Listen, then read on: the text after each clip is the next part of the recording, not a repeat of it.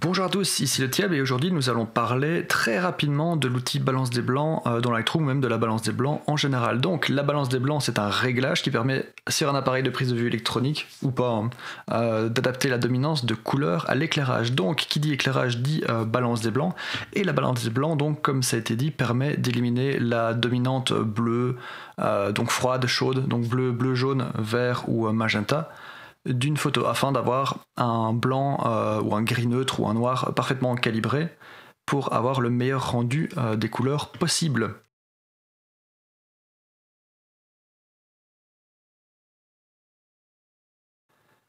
Alors, la balance des blancs, évidemment, c'est toujours idéal de la faire à la prise de vue, c'est même ce que je vous conseille, et je vous conseille aussi de travailler toujours en RAW. Pourquoi ? Parce que le RAW est un format de travail beaucoup moins destructif au niveau de la balance des blancs, et ça vous permet justement de venir rattraper les erreurs que nous faisons tous.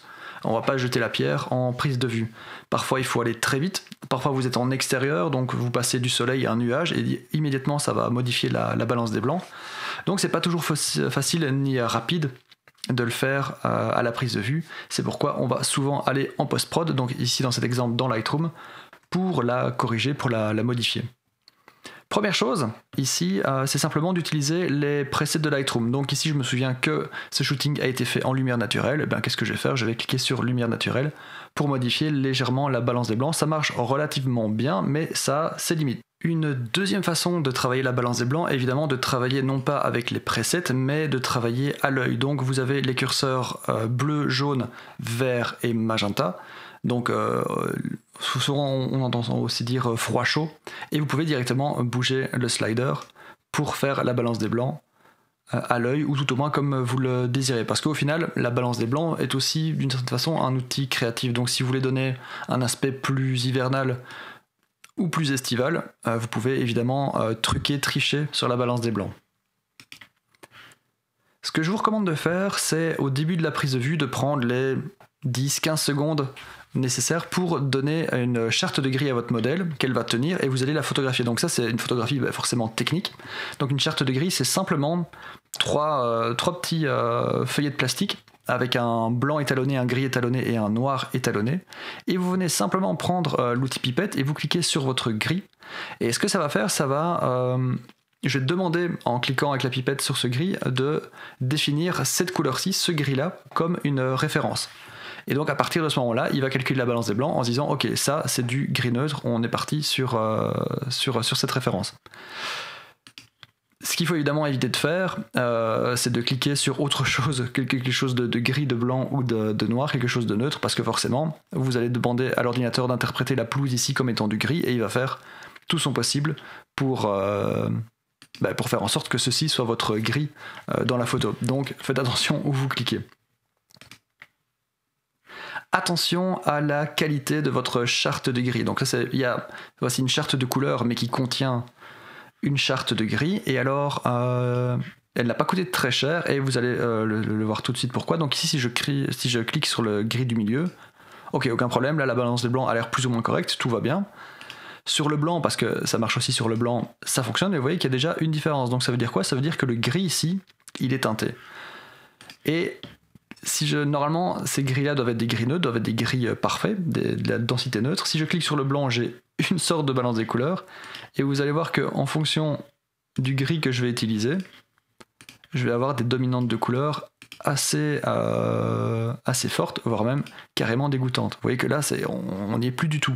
Donc faites super attention à la qualité des chartes de couleurs que vous achetez. Celle-ci, elle a dû me coûter, à mon avis, une dizaine d'euros, et ce n'était pas du tout un bon achat. Maintenant, je m'en sers encore comme référence au niveau des couleurs, mais voilà, je vous déconseille, rien à faire, on en a toujours pour son argent, ça ne changera pas. Un autre cas de figure, admettons que là vous êtes en prise de vue normale et vous n'avez pas de chance, vous avez oublié de votre charte de gris, on était sur un shooting vraiment juste improvisé, clac clac. Donc là je vous invite à prendre une référence dans le décor. Donc ici, qu'est-ce qu'on a qui pourrait nous servir de référence ? Tout simplement le chien est blanc. Donc je clique sur le petit chien et tac, c'est lui qui me sert de référence pour la balance des blancs. C'est vrai qu'on ne voit pas trop la différence, mais vous voyez que si je clique, tac, vous voyez que c'est corrigé. Ce qui marche très bien aussi quand vous êtes dans des décors urbains, c'est le béton. Le béton est gris, donc là vous voyez que la balance des blancs est beaucoup trop chaude. Je vais cliquer sur le béton et tac, et là on récupère évidemment tout le spectre des couleurs et c'est là que ça devient intéressant. Vous pouvez évidemment toujours après revenir si vous n'êtes pas ok, je veux dire, avec le réglage, en allant plus vers le froid, plus vers le chaud, justement pour donner un petit côté un peu plus hivernal, estival ou ce genre de choses. Mais au moins avec la pipette sur du béton, vous avez une bonne base pour commencer à travailler.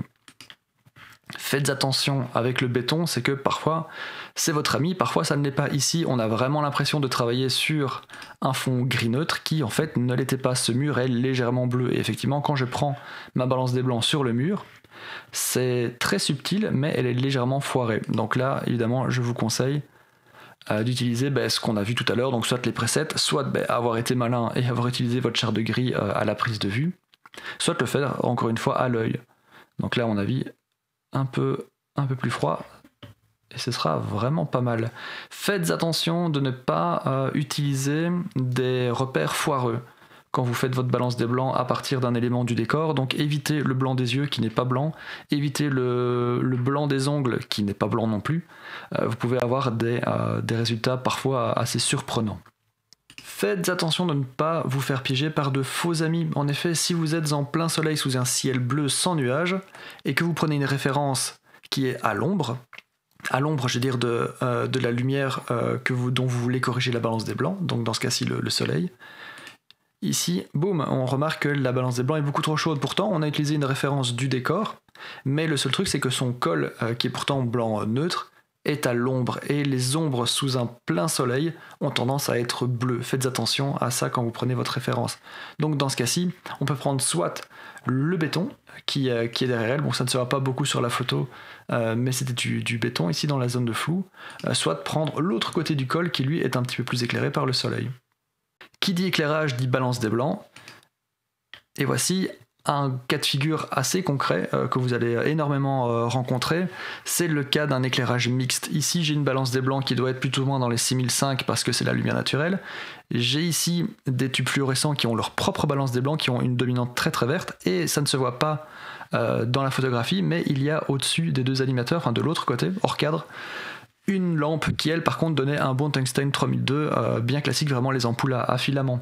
Donc dans ces cas-ci, c'est à vous de déterminer un point, le point qui va vous intéresser le plus. Si on regarde par exemple, les murs ici ont une dominante magenta, donc vous dites ok, je vais prendre ma balance des blancs là-dessus pour corriger, mais alors tout est vert, pourquoi? Parce qu'à cause des tubes fluorescents qui sont juste au-dessus. Donc là c'est à vous de trouver une référence assez intéressante dans le décor jusqu'à ce que vous soyez satisfait. Et encore une fois, évidemment, bien sûr, vous pouvez le faire à l'œil, ce n'est jamais interdit, ou utiliser un preset. Par exemple, si je vais sur fluorescence, vous voyez, donc là effectivement la balance des blancs est faite par rapport au tube fluo, mais alors après tout le reste, donc le tungstène filament devient beaucoup trop chaud et l'extérieur devient beaucoup trop froid. Donc ça c'est à vous de voir pour choisir la bonne référence, celle qui vous plaît le plus. J'ai parlé de charte de gris, je vais juste conclure en disant que une charte de gris forcément étalonnée, c'est vraiment cool parce que c'est du plastique, ça tient la route, j'en ai toujours une dans mon sac de photographie, mais une feuille de papier blanc peut faire tout aussi mal à faire. Évidemment, vous n'êtes pas obligé de vous ruiner là-dedans. Et alors si vraiment vous avez un problème avec la balance des blancs de votre éclairage mixte, considérez le noir et blanc qui par définition n'a pas de balance des blancs. Voilà, j'espère que ce petit tuto hyper rapide sur la balance des blancs vous a plu. N'hésitez pas à vous abonner évidemment pour avoir d'autres tutos éclairs. Je compte en faire beaucoup d'autres parce que le sujet est vraiment très riche. C'était le Tieb, je vous souhaite vraiment une bonne journée ou une bonne soirée suivant l'heure à laquelle vous regardez cette vidéo et à très bientôt.